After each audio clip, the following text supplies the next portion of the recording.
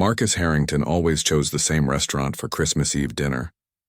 The Silver Oak was exclusive enough that he didn't need to worry about being recognized, yet excellent enough to justify spending the holiday alone. As CEO of Pinnacle Investments, he had learned that solitude was often preferable to the shallow interactions that came with his position. Snow fell softly outside the tall windows, creating the perfect Christmas scene for everyone else in the city. Inside, the restaurant was decorated with tasteful garlands and twinkling lights, a massive tree standing near the entrance. Classical music played softly in the background, almost drowned out by the cheerful noise coming from the large family gathering several tables away. James adjusted his tie and checked his watch. 8:30, the server approached with his usual Scotch neat. "Will anyone be joining you this evening, Mr. Harrington?" she asked politely, though they both knew the answer. "No, just me. I'll have the prime rib rare," he replied, not looking up from his phone where he was scrolling through market reports from the Asian exchanges that were already open. Even on Christmas Eve, money never slept. The server nodded and retreated, leaving James alone with his thoughts and the distant sounds of celebration. The family party had grown louder. Someone had just opened a gift, judging by the exclamations of delight. There were at least 3 generations gathered around that table. Grandparents with silver hair, middle-aged parents, and several children ranging from teenagers down to what looked like a 6- or 7-year-old girl with dark pigtails and a red Christmas dress. James took a long sip of his scotch, feeling the familiar burn. He hadn't always spent Christmas alone. There had been a time when he'd had similar family gatherings, when his son Michael was young and his marriage to Eleanor was still intact. But ambition had slowly consumed everything else. The late nights at the office, the missed recitals and baseball games, the postponed vacations that were never rescheduled, they had all taken their toll. The divorce had been finalized 3 years ago, though the marriage had been over long before the papers were signed. Eleanor had remarried last spring to a college professor, who apparently had no problem making time for family dinners. And Michael? James pulled out his phone again, opening his messages. The last text from his son had been 2 months ago, a terse response to James's suggestion that they meet for lunch. Too busy with finals. Maybe next month. Next month had come and gone without any follow-up from either of them.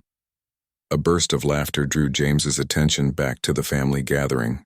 The grandfather was telling some story, hands gesturing wildly as everyone at the table roared with approval. James couldn't help but notice how the mother had her arm casually draped over her teenage son's shoulder, and how he didn't pull away despite being at that age when parental affection is often rejected. His prime rib arrived, perfectly cooked and accompanied by roasted potatoes and seasonal vegetables. James thanked the server and began cutting into his meal mechanically. The food was excellent as always, but he barely tasted it. His thoughts kept drifting to the quarterly projections for the upcoming year, the board meeting scheduled for the 27th, and the potential acquisition of a promising tech startup that would probably require letting go of 30% of their current staff. He was so lost in his thoughts that he didn't notice the small figure approaching his table, until she was standing right beside him, looking up with curious brown eyes. "Why are you eating all alone?" the little girl in the red dress asked, her head tilted slightly. James blinked in surprise, fork poised halfway to his mouth. Children rarely entered his orbit these days, and he found himself momentarily at a loss for words. "Anna, come back here right now," a woman's voice called from the family table, embarrassment evident in her tone. The little girl, Anna apparently, didn't budge. She continued looking at James with that direct, unfiltered gaze that only children seem capable of. "Are you sad?" she persisted. "Nobody should be sad on Christmas." James set down his fork carefully. "I'm not sad," he lied. "I'm just having a quiet dinner." Anna's forehead wrinkled in confusion. "But Christmas is for being with people you love," she stated with absolute conviction. Then her face brightened with a sudden idea. "Do you want to have dinner with us?" she asked, pointing back at her family table where several adults were now watching the interaction with a mixture of embarrassment and curiosity. "We have lots of food and Grandpa tells really funny stories." Before James could formulate a polite refusal, a man approached, clearly Anna's father, judging by the similar eyes and apologetic expression. "I'm so sorry about this," he said, placing gentle hands on Anna's shoulders. Anna has very strong opinions about Christmas and apparently about making sure everyone is included. The way he said it carried both apology and a hint of pride in his daughter's compassionate nature. It's quite all right, James replied, his CEO voice automatically engaging, pleasant but distant. You have a very thoughtful daughter. Anna looked up at her father. I told him he could eat with us, Papa. He's all alone. The father looked momentarily torn, glancing back at his large family table and then at James in his expensive suit, sitting alone on Christmas Eve. Well, he began hesitantly, you would be welcome to join us if you'd like. We always make too much food anyway. The invitation seemed genuine. Despite the obvious social awkwardness of the situation, James opened his mouth to decline. This wasn't the kind of thing he did, inserting himself into a stranger's family celebration. Yet something stopped him. Perhaps it was the genuine kindness in the man's eyes, or the hopeful expression on Anna's face, or perhaps it was the sudden crushing weight of how many Christmas Eves he had spent exactly like this over the past decade, alone with his thoughts and his scotch while life happened at other tables. For the first time in longer than he could remember, James Harrington found himself at a crossroads where the path forward wasn't clear. The family waited for his response, and somewhere deep inside, a part of him that had been dormant for years stirred with an unexpected longing for connection. Anna's father extended his hand. I'm David, by the way, and this is my daughter Anna, though she's already introduced herself. James hesitated for a moment before accepting the handshake. James, he replied simply, leaving off his last name and title out of habit. In his experience, names like Harrington and positions like CEO tended to change how people behaved around him. So what do you say? Anna asked, bouncing slightly on her toes with impatience. Will you have dinner with us? Mama made her special tamales, and they're really, really good. James glanced at his half-eaten prime rib, then at his phone where another work email had just appeared. The sensible thing would be to politely decline and return to his solitary meal. That's what the James Harrington of yesterday would have done without a second thought. But something about this night felt different. Perhaps it was the child's innocent invitation or the genuine warmth in her father's eyes. Or maybe it was simply that he was tired of his own company. I suppose I could join you for a little while, James heard himself say, surprising himself as much as anyone. Anna's face lit up with delight. Yay, come on, I'll show you where to sit. She grabbed his hand without hesitation, tugging him toward the family table with the confidence of someone who had never been rejected. James signaled to his server, who nodded in understanding. He allowed himself to be led across the restaurant, suddenly conscious of how out of place his tailored suit and carefully neutral expression would be among this clearly close-knit family. The large round table was crowded with plates of food, glasses of various beverages, and small wrapped gifts. As they approached, conversations paused and curious eyes turned toward him. James felt a momentary panic. What was he doing? He didn't belong here. These weren't his people. A woman who must have been David's wife rose from her seat, surprise evident on her face, though she quickly masked it with a welcoming smile. Mama, this man was all alone, so I told him he could eat with us, Anna announced proudly, still holding James's hand. I see that, the woman said with a gentle laugh. I'm Laura, she added, extending her hand to James. Welcome to our Christmas Eve dinner. It seems my daughter has decided you're our special guest tonight. I apologize for the intrusion, James began, but Laura shook her head. No apologies needed. Anna has good instincts about people, she said, then turned to the table. Everyone, this is James. James, this is, well, everyone. There was a chorus of hellos as David pulled up an extra chair between an older woman who introduced herself as Laura's mother and a teenage boy who barely looked up from his phone. James sat down stiffly, feeling strangely vulnerable without the barrier of his private table. So, James, what brings you to the Silver Oak on Christmas Eve? Asked the older gentleman across the table, Laura's father judging by the family resemblance. Before James could answer with some vague half-truth, Anna piped up. He was sad and alone, Grandpa. A moment of awkward silence followed before laughter broke out around the table. Anna. Laura chided gently. Remember what we said about saying everything that pops into your head? But it's true, Anna insisted, looking confused by the adult's reaction. James found himself smiling despite his discomfort. She's not wrong, he admitted, though I would have said working rather than sad and alone. Working on Christmas Eve?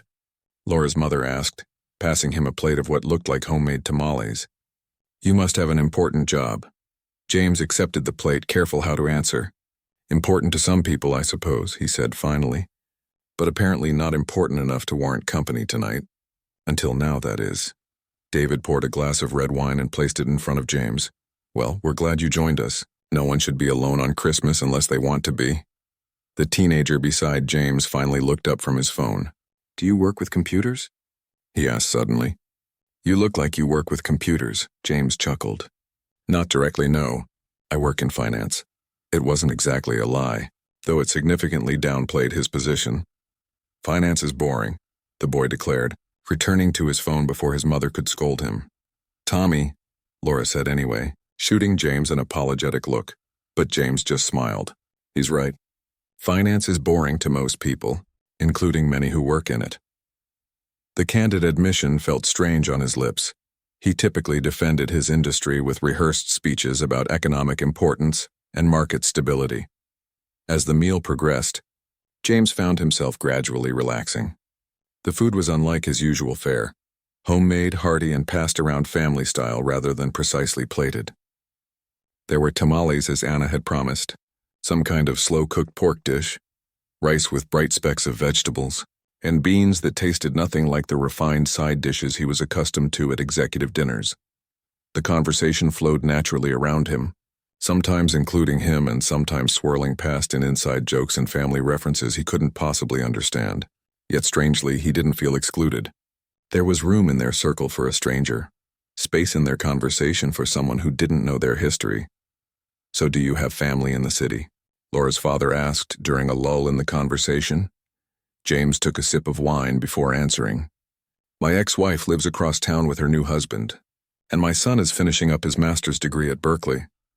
Ah, a California boy, David remarked. My brother moved out there years ago. Too sunny for my taste. Will you see your son during the holidays? Laura asked. James focused on cutting a piece of pork on his plate. No, not this year. His schedule is complicated. Another half-truth that sounded better than admitting they barely spoke anymore. That's too bad, Laura said, and the genuine sympathy in her voice caught James off guard. Tommy's older brother couldn't make it this year either. He's studying abroad in Spain. The house feels emptier without him. First Christmas without him, James asked. She nodded. It's been an adjustment. You should call your son, Anna said suddenly, looking up at James with those direct eyes. Mama always says that Christmas is when you should tell people you love them, even if you're mad at them. The table went quiet again, the adults clearly unsure how to navigate the child's blunt statement. James felt a tightness in his chest that had nothing to do with the rich food. Anna, David began, but James shook his head. It's all right, he said, then turned to Anna. Your mama is a very wise woman, and you're right, I probably should call him. Why haven't you? She pressed, ignoring her mother's warning look. James considered how to answer a child about the complicated terrain of adult relationships, of pride and hurt, and years of accumulated distance.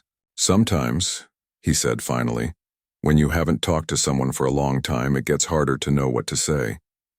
Anna looked puzzled by this adult nonsense. You could say Merry Christmas and I miss you. That's what I would say. From the mouths of babes, James thought, feeling something shift inside him. How had his life become so complicated that a child's simple wisdom seemed revolutionary? You know what? He said, finding himself smiling at this little girl who had invaded his solitary Christmas with her forthright compassion. That's exactly what I should say. As the family returned to their conversations and the sharing of food, James felt a strange lightness he hadn't experienced in years. He was still an outsider here, a man in an expensive suit sharing a table with strangers because a child had decided he looked lonely. But for the first time in longer than he could remember, the weight of being James Harrington, CEO, had lifted slightly from his shoulders, and somewhere between the homemade tamales and the easy laughter, he began to remember what Christmas had felt like before spreadsheets and board meetings had become his closest companions. The conversation around the table flowed naturally from topic to topic, pulling James along like a leaf caught in a gentle stream. Laura's father, everyone called him Pops, was in the middle of telling a story about the time he accidentally brought home the wrong dog from the groomer, not realizing his mistake until their real dog came home with the neighbor 3 hours later. "So there I am with 2 identical schnauzers," Pop said, waving his fork for emphasis, "and no idea which one is actually ours." The family roared with laughter, clearly having heard this story before but enjoying it nonetheless. James found himself laughing too, caught up in the older man's animated storytelling. "How did you figure it out?" James asked, genuinely curious. Pops leaned forward conspiratorially. "The real Pepper would only eat from the blue bowl, never the red one." The imposter wasn't picky. As the laughter subsided, David passed a basket of warm bread down the table toward James. "Try this with the pork. My mother's recipe. She bakes it fresh every Christmas Eve." An elderly woman across the table, who had been quietly observing James throughout dinner, nodded in acknowledgement. "Family recipe," she said with a slight accent. 5 generations." James took a piece, suddenly aware of the honor being extended to him. In his world, family recipes weren't currency. Private chefs and exclusive restaurants were how people displayed status. But here, in this warm circle of connection, being offered bread from a 5-generation recipe felt more valuable than any corporate perk he'd ever received. "So what do you do in finance?" Tommy's older sister Lily asked. She looked to be about college age and had been eyeing James with curious suspicion since he'd joined their table. James considered his answer carefully. "Investment management primarily," he said, keeping it vague. "What about you? Are you in school?" "Pre-med at Northwestern," she replied. "First year." "That's impressive," James said sincerely. "Tough program." Lily shrugged, but he could see she was pleased by the acknowledgement. "I'm on scholarship. My parents couldn't afford it otherwise." There was a hint of challenge in her voice, as if she was trying to place James on some invisible socioeconomic map. James nodded, understanding the unspoken question. "I didn't come from money either," he said quietly. "State school on loans and working nights at a warehouse." Something in Lily's expression softened slightly. "Really? But you seem so—" She gestured vaguely at his tailored suit. "This came much later," James admitted with a small smile, "and at a cost I'm not sure was worth paying." The honesty in his voice surprised him. He never spoke this way to colleagues or even friends, if he could still claim to have any. Before Lily could respond, Anna appeared at James's elbow, having circled around the table. "Do you want to see what Santa brought me early?" she asked, holding up a small, well-loved stuffed rabbit. "This is Mr. Whiskers. He gets 1 present on Christmas Eve and the rest tomorrow morning." James examined the rabbit with appropriate seriousness. "And what did Mr. Whiskers receive this year?" Anna proudly showed him a tiny hand-knitted scarf around the rabbit's neck. "Grandma made it special just for him. He was cold." "That's very thoughtful," James said, feeling strangely moved by the small gesture of love. A grandmother taking time to knit a tiny scarf for a child's toy. "Do you have any kids?" Anna asked, settling herself comfortably in the empty chair next to James that someone had vacated. The direct question caught him off guard. "I have a son," he replied after a moment. "He's grown now. What's his name?" "Michael. Is he nice?" James felt a pang of something between grief and nostalgia. "Yes, he is. Very nice. Much nicer than me, actually." Anna considered this seriously. "You seem nice to me," she declared finally. "You're just a little quiet. Mama says some people need time to warm up, like our old car in winter." James couldn't help laughing at the comparison. "Your mama is right about a lot of things." Anna nodded sagely. "That's what Papa always says, too." She tilted her head, studying him. "Are you going to call Michael tonight?" "You said you should." The child's persistence was both uncomfortable and refreshing. In James's world, people rarely pushed past his carefully constructed barriers. Even his board members tended to back down when he showed reluctance to discuss certain topics. "I'm thinking about it," he admitted. "You should do it now," Anna suggested. "You can use my mama's phone if you want." From across the table, Laura caught her daughter's words and raised an eyebrow at James. "Anna, I'm sure James will call his son when he's ready. We shouldn't pressure him." "It's all right," James said, surprising himself again. He pulled out his own phone and looked at the screen. No new messages from Michael, of course. Their text thread sat unchanged for months, like a conversation frozen in time. "Maybe I should," he said softly, more to himself than to Anna. The wine, the warm food, I see acceptance of this family. All of it had created a momentary bubble where things that seemed impossible in his normal life suddenly felt within reach. You can go outside if you want privacy, David offered, gesturing toward the restaurant's small balcony overlooking the snow-covered street. It's cold but private. James nodded gratefully and stood up. Excuse me for a moment, he said to the table at large. Good luck, Anna whispered loudly, earning another gentle reprimand from her mother. The cold air hit James like a physical force when he stepped onto the balcony. The snow was falling more heavily now, creating a quiet blanket over the city's sounds below. He leaned against the railing, phone in hand, heart beating uncomfortably fast. What would he even say? It had been over 2 months since their last terse exchange. 8 months since they'd actually seen each other in person, at an awkward lunch where Michael had spent most of the time checking his watch. James scrolled to Michael's contact and stared at it. His son's profile picture was from years ago, showing a younger Michael at his college graduation. James had been there, of course, but had spent half the ceremony on a conference call that couldn't wait. Another moment sacrificed on the altar of his ambition. His finger hovered over the call button. What if Michael didn't answer? What if he did, but the conversation was stilted and painful? What if, are you going to call him? James turned to find Anna standing in the doorway, wrapped in her mother's scarf and looking determined. Anna, honey, I told you to leave him alone. Laura appeared behind her daughter, apologetic. I'm so sorry, James, she slipped away before I could stop her. It's fine, James assured her, though his heart was still racing at the prospect of the call. She's just keeping me accountable. Laura gave a knowing smile. She's good at that. Too good sometimes. She put her hands on Anna's shoulders. Let's give James some space, sweetie. But Anna stood her ground. But what if he doesn't call because he's scared? Sometimes when I'm scared to do something, having a friend there helps. The word friend hit James strangely. When was the last time someone had considered him a friend so easily, without calculation or agenda? Laura looked torn between proper etiquette and her daughter's earnest concern. It's up to James, Anna. James surprised himself once more. She can stay if she wants. Maybe I do need the moral support. Anna beamed triumphantly while Laura raised an eyebrow. Are you sure? James nodded. I'm sure. We'll come back inside in a few minutes. After Laura reluctantly retreated, Anna moved to stand beside James at the railing, her small face serious in the dim light. You can do it, she encouraged. Just say Merry Christmas and I miss you, remember? I remember, James said, taking a deep breath. Before he could overthink it any further, he pressed the call button. The phone rang once, twice, 3 times. James was preparing himself for voicemail when suddenly there was a click. Dad?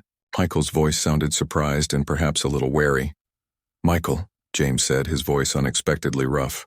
Hi, a pause. Is everything okay? You never call this late, was it late? James hadn't even checked the time. Everything's fine. He glanced down at Anna, who was watching him intently, giving an encouraging nod. Merry Christmas, he said simply. I miss you. The silence on the other end stretched so long that James thought the call might have dropped. Then finally Michael spoke.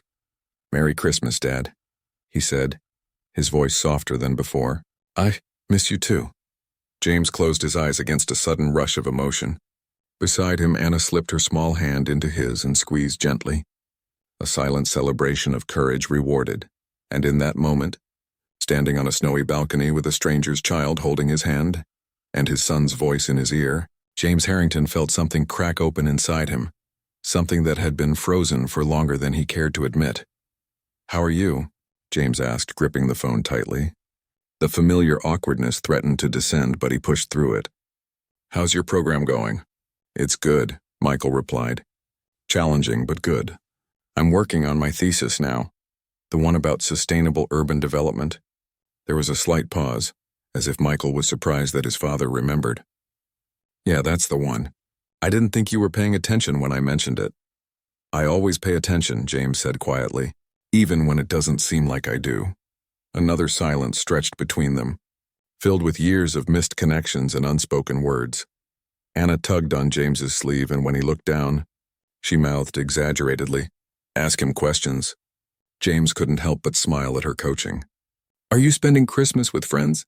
He asked Michael. Actually, I'm at Rachel's parents' house, Michael said, referring to his girlfriend of 2 years. A relationship James knew embarrassingly little about. We drove up to Napa yesterday. Rachel, the environmental lawyer, James ventured, hoping he was remembering correctly. Yeah, Michael sounded surprised again. She just finished her clerkship with the Ninth Circuit. That's impressive, James said sincerely. She must be very smart, she is. You'd like her, Dad.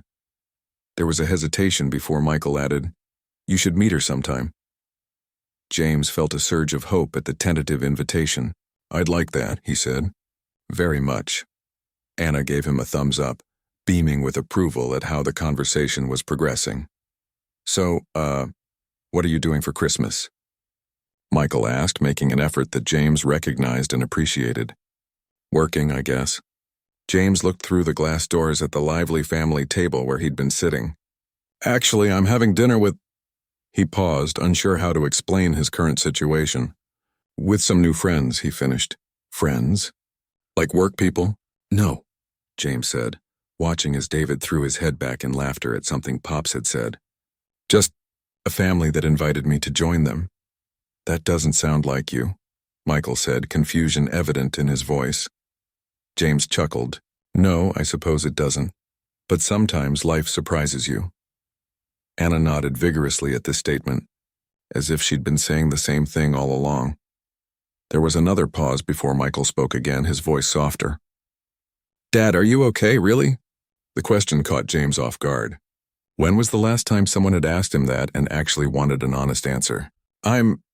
He started to give his standard response, fine, busy, handling everything, but something stopped him. Perhaps it was the genuine concern in his son's voice, or the earnest little face watching him, or simply the magic of Christmas Eve snow falling around him. I'm not sure, he admitted. I think I've been lost for a while. The honesty hung between them, fragile but real. Since Mom left? Michael asked. James considered this. No, he said finally. Since long before that. I think I've been lost since I decided that success at work was more important than anything else. Including you. He hadn't planned to say it, hadn't even fully formed the thought until it was already spoken. But as soon as the words were out, he knew they were true. Anna squeezed his hand again, offering silent support. Dad. Michael sounded taken aback. I'm sorry, James continued, the words coming more easily now. I missed so much because I thought I was building something important. But I don't think I was... Not really. You built an impressive company, Michael said, his tone unreadable. Everyone says so. But at what cost? James asked, more to himself than to his son. He looked down at Anna, who was listening intently despite clearly not understanding all the nuances of the adult conversation. I'd trade it all to have been a better father to you.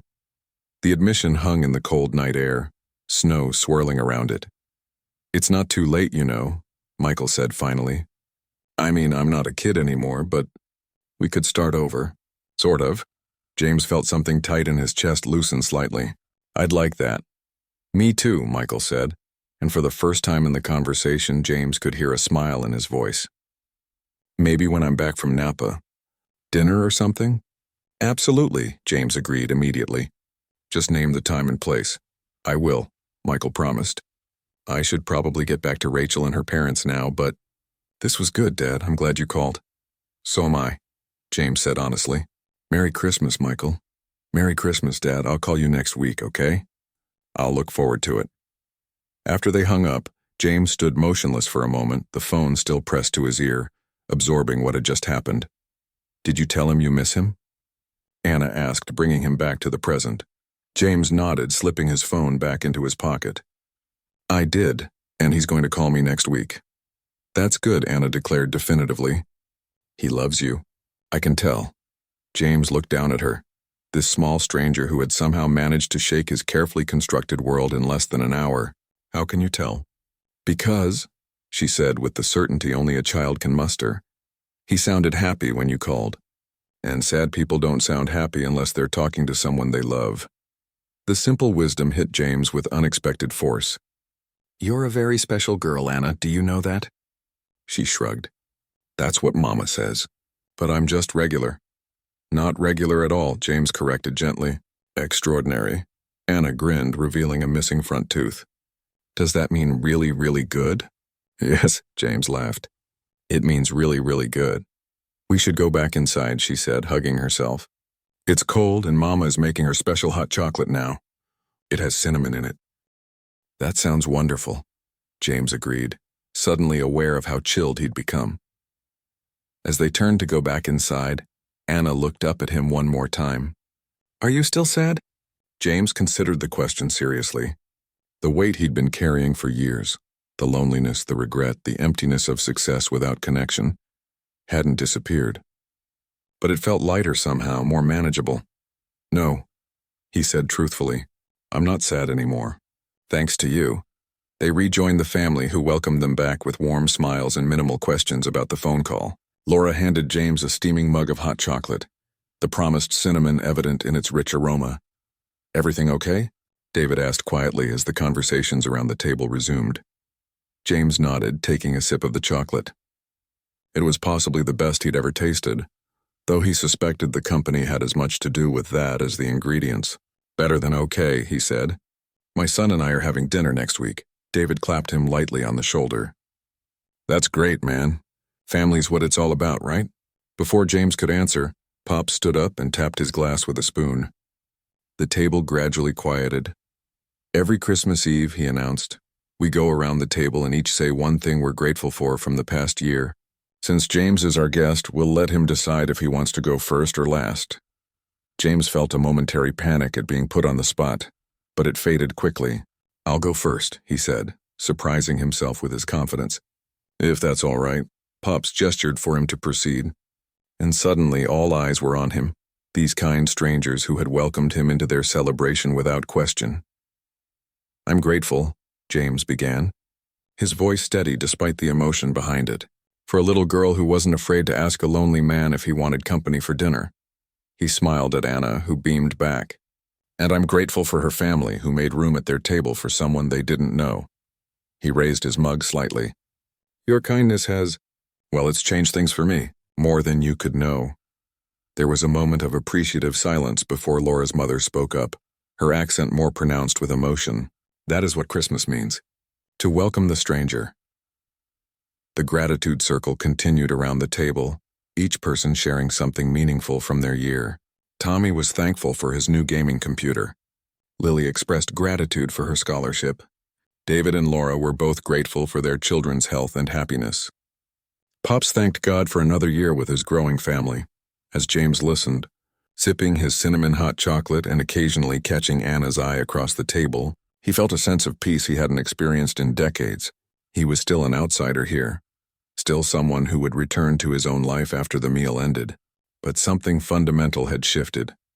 The wall he had built between himself and the world, brick by careful brick over years of prioritizing success over connection, had developed a significant crack.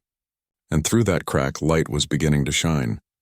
When the desserts appeared, homemade flan and cookies decorated with cheerful, if somewhat lopsided, Christmas designs, James found himself reaching for his phone again.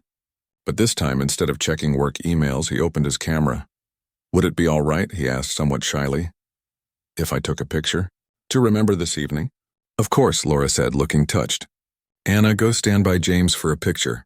As Anna scrambled around the table to pose beside him, the rest of the family crowded in as well, insisting he couldn't just have a picture with Anna but needed one with everyone. David, ask the server to take it so James can be in it too, Laura suggested.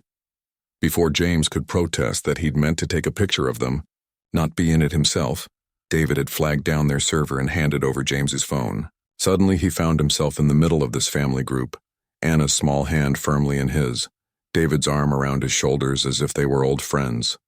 Say Christmas, the server instructed. Christmas, they all chorused, James's voice joining the others. As the camera flashed, capturing the moment, James realized with startling clarity that for the first time in years, he wasn't merely observing life from a distance, he was participating in it, and it felt like coming home. As the evening wound down, James found himself reluctant for it to end. The restaurant had emptied except for their table, and even the staff was beginning to clean up around them. The remnants of dessert sat before them, just crumbs of cookies and the last smears of flan on plates. I think they're trying to tell us something, David joked, nodding toward a server who was politely hovering nearby. Laura glanced at her watch. Oh my goodness, it's nearly 11. Anna should have been in bed hours ago. The little girl who had moved her chair to sit directly beside James showed no signs of tiredness. Her eyes were bright with the excitement of Christmas Eve and the adventure of befriending a stranger. But it's Christmas, she protested, looking up at James as if for support. And James hasn't told us about his favorite Christmas memory yet. Anna, Laura began with the patient tone of a mother who has had this conversation many times. We've kept James long enough. I'm sure he has plans for tomorrow. James smiled at the child's attempt to prolong the evening. Actually, I don't, he admitted. Have plans for tomorrow, that is. There was a brief silence as the family exchanged glances. It was Pops who spoke up, his voice gruff but kind. No one should be alone on Christmas Day either. Absolutely not, Laura's mother agreed firmly. You must join us tomorrow. James felt a rush of gratitude tinged with embarrassment. That's incredibly kind, but I couldn't impose again. Your family time is precious, it is, David agreed, which is why we share it. We always have extra people at Christmas dinner. Last year it was Laura's coworker who couldn't fly home because of the snowstorm. And the year before that, it was my brother's neighbor whose wife was in the hospital, Laura added. It's tradition, Lily chimed in with a smile that had warmed considerably toward James over the course of the evening. If we don't adopt at least one person for Christmas dinner, it doesn't feel right. James looked around the table at their expectant faces. These people had no idea who he was, the power he wielded in boardrooms, the size of his bank accounts, the companies he'd built and sometimes dismantled. They only knew him as James, the man who had been eating alone on Christmas Eve until a child invited him to join them. And somehow, that felt more authentic than any identity he'd claimed in years. If you're sure, he said finally, I'd be honored. Yay, Anna exclaimed, clapping her hands. You can see what Santa brings me. We eat at 3, Laura told him. But people usually start arriving around 1. We live in the blue house on Maple Street, number 724, you can't miss it. David goes overboard with the Christmas lights every year. I do not go overboard, David protested good-naturedly. I go exactly the right amount of board. As they gathered their coats and packages, prepared to brave the snowy night, James insisted on paying the bill for everyone. There was a moment of resistance, pride showing in David's eyes, but James was firm. Please, he said quietly. It's the least I can do for the gift you've given me tonight. Something in his voice must have conveyed his sincerity, because David finally nodded, extending his hand. Thank you. The family spilled out into the snowy street, calling goodbyes and Merry Christmases to each other as they split toward different vehicles. Anna broke away from her parents to run back to James, who was standing somewhat uncertainly by the restaurant entrance. Don't forget to bring a present tomorrow, she instructed seriously. It doesn't have to be big, just something small for the gift exchange. Anna, Laura called, looking mortified. James doesn't need to bring anything. But James crouched down to Anna's level, snow falling on his expensive coat. I won't forget, he promised. What do you think would be a good gift for a gift exchange? She considered this with great seriousness. Something that makes people happy, she decided finally. Like cookies or a funny book. Nothing boring like socks. James nodded as if receiving profound wisdom. No socks, got it? Anna grinned and threw her arms around his neck in a quick, fierce hug before darting back to her waiting parents. See you tomorrow, James, she called over her shoulder. Tomorrow, he confirmed, raising a hand in farewell. As the family's cars pulled away one by one, James remained standing in the gently falling snow, watching until their taillights disappeared. Only then did he walk to his own car, a sleek luxury sedan that suddenly seemed cold and impersonal after the warm chaos of the evening. Instead of going straight home, James found himself driving through the city streets, passing brightly decorated houses where families celebrated together behind illuminated windows. The city looked different tonight, less like a collection of buildings and more like a community of lives interconnected in ways he had forgotten to notice. On impulse, he pulled into an all-night shopping center. It was nearly midnight on Christmas Eve, but a few stores remained open for desperate last-minute shoppers. James joined them, wandering the picked-over aisles in search of gifts for tomorrow's exchange. Anna's words echoed in his mind. Something that makes people happy. not boring like socks. He passed displays of discounted holiday decorations, shelves of generic gift sets, racks of marked-down toys. Nothing seemed right until he spotted a small bookstore in the corner of the shopping center, its light still on despite the hour. The bell jingled softly as he entered. An elderly man looked up from behind the counter, seemingly unsurprised to have a customer so late. "Just closing up," he said, "but take your time if you need something specific." "Thank you," James replied, browsing the shelves with new purpose. He found himself in the children's section, surrounded by colorful spines and whimsical titles. One book caught his eye, a beautifully illustrated volume about a lonely star that finds its way to a family of stars on Christmas Eve. The parallels weren't lost on him.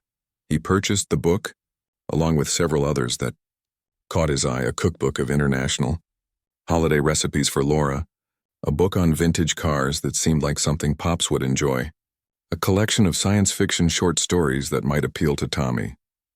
On his way to the register, a display of blank journals caught his eye. He selected a handsome leather-bound one with thick cream pages, suddenly knowing exactly what he wanted to do with it. "Special gifts?" the bookseller asked as he rang up the purchases. James nodded. "For some very special people. Must be to have you out shopping at midnight on Christmas Eve." "I only just met them, actually," James found himself saying.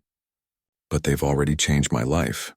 The bookseller raised an eyebrow but didn't comment further, simply wishing James a Merry Christmas as he handed over the bag of books.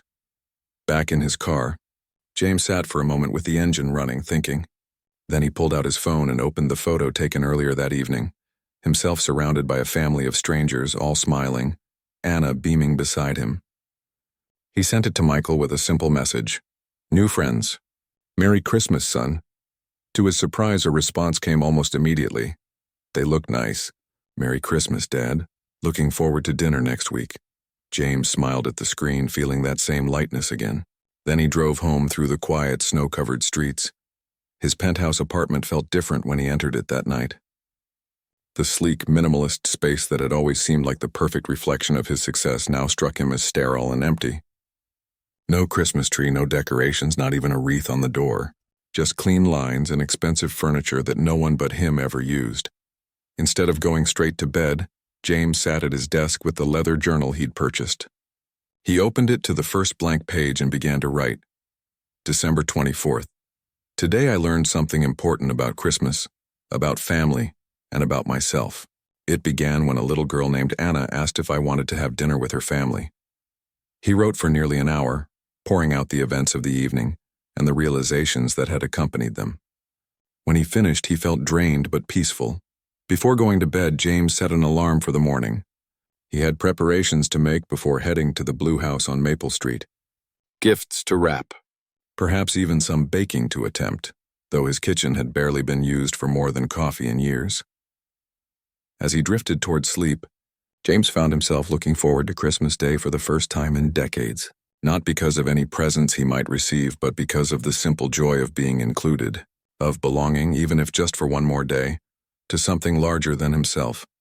Outside his window, the snow continued to fall, covering the city in a clean blanket of white.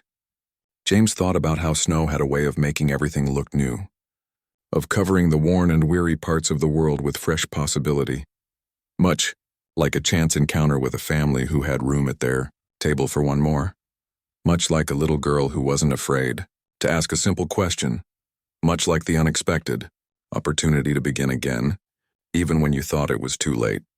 James closed his eyes, the image of Anna's smile fresh in his mind. Tomorrow was Christmas Day, and for the first time in many years, James Harrington, the lonely CEO, had somewhere to belong. And that, he realized as sleep finally claimed him, was the greatest gift of all.